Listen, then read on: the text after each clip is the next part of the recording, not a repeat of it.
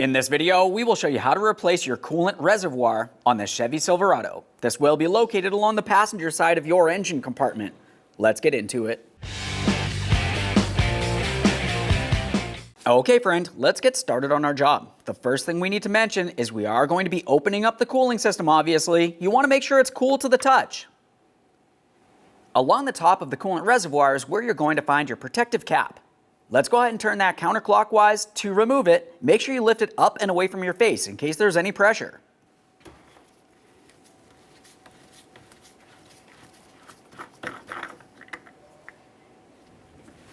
A quick inspection of that cap and we'll set it aside. Now that we have the cap off of there, the next thing that you need to do is remove as much coolant from inside of the reservoir as possible. You can do that by carefully drawing it out with a small suction device, and of course make sure that you recycle that fluid properly. If you don't have something like that, you could also carefully disconnect one of the coolant hoses. You just want to make sure that you don't make a big mess.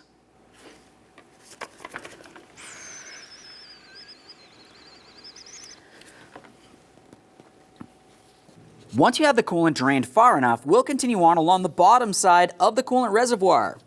We're looking for our level sensor. It has a small connector on it.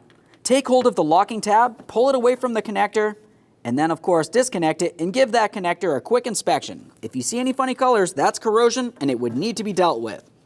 Go ahead and set that aside for now. Up along the top here, we're going to squeeze on this spring retention clamp. While holding pressure, we can slide this out of the way and give it a close inspection. You want to ensure that each of the hoses are still in good working order, not cracked, worn, or damaged in any way.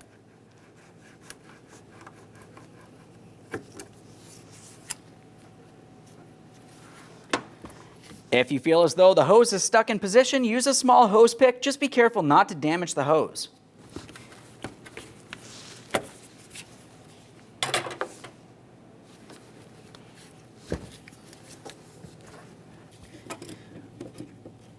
Let's get this next hose down here. Once again, squeeze the clamp, slide it out of the way, remove the hose, a quick inspection.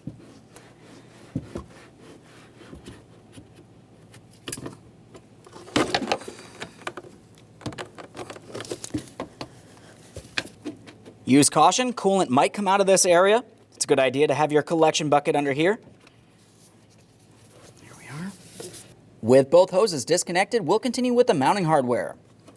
If you were to look under the corner of your air filter housing, you're going to find a 10mm headed bolt holding the reservoir down. Go ahead and remove that bolt.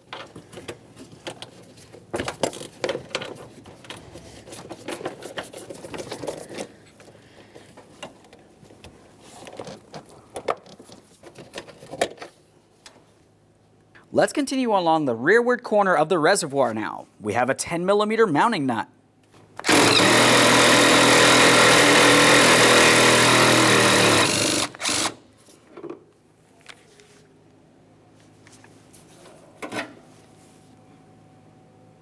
Take hold of the reservoir and lift it up and out of the vehicle.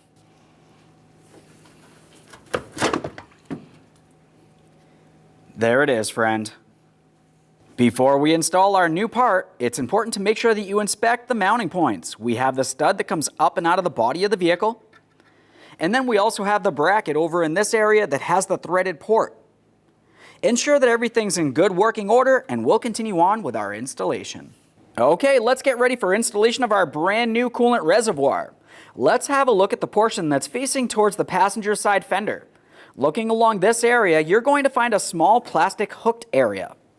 Look along the fender now. You're going to find the spot that has to slide into. While we bring this down, we're also going to align our two other mounting points.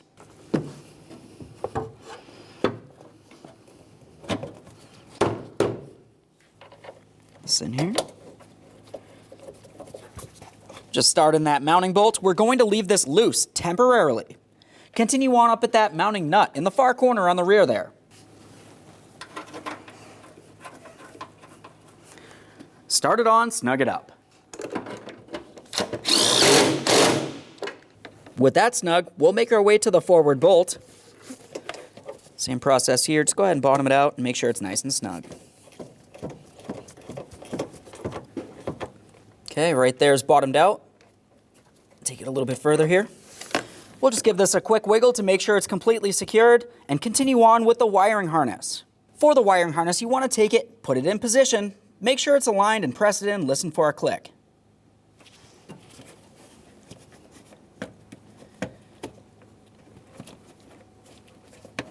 There we are, I got a nice little click from that. We'll give it a tug, make sure it's secured. Continue on with your coolant hose. We'll slide that on until it's completely bottomed out. Now it's time for the clamp. With the clamp, you want to make sure that you slide it into the original position and then double check to make sure you can see hose on both sides of the clamp. Let's get this on here. Want to be careful not to pinch yourself when you're dealing with these type of clamps. It's common for them to slide.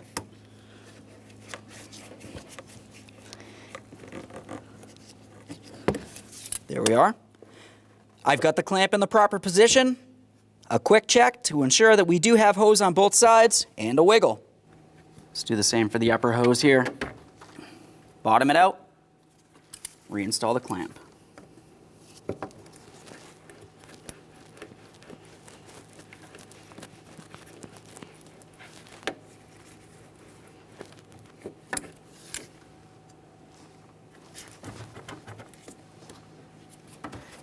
Let's get the cap off of here.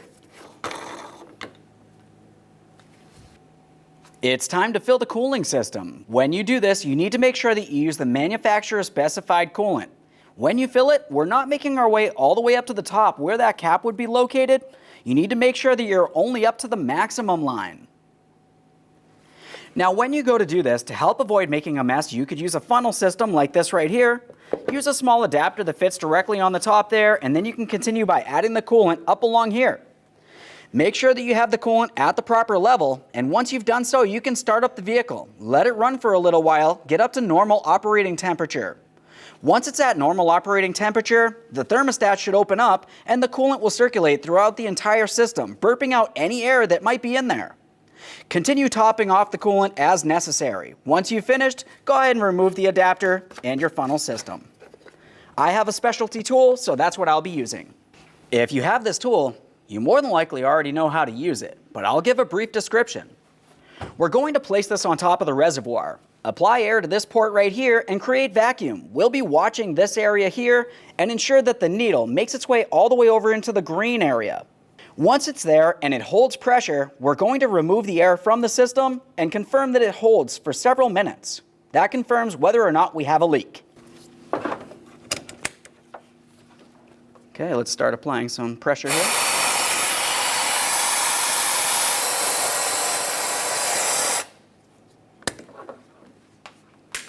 Now, once you're sure that that's holding pressure, assuming you're using this tool, we'll continue on with adding coolant. Once again, we're not filling it up to the top, only to the maximum line.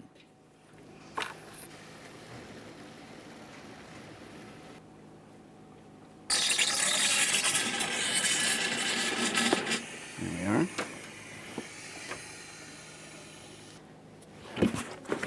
Okay, it looks like we've got this filled up to where it needs to be.